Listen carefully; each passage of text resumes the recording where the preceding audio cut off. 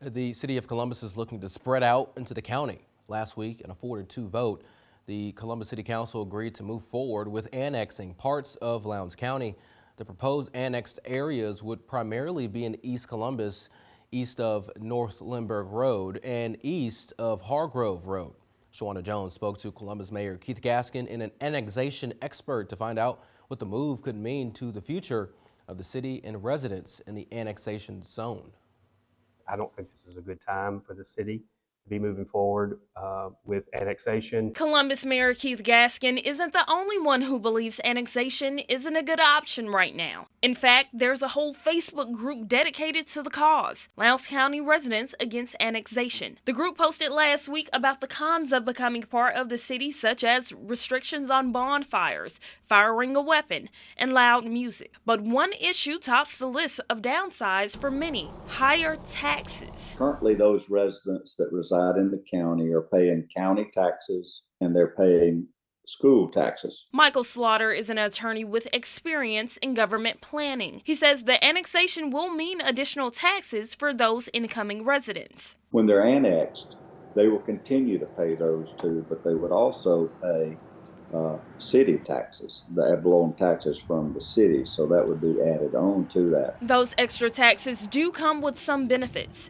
access to a higher rated fire station, street repair and construction, and city police protection. The study prepared by Bridge & Watson Incorporated reports numbers that suggest the city would be spending more in services than it would be receiving in new tax revenue each year, if the annexation does go through. Does that make financial sense?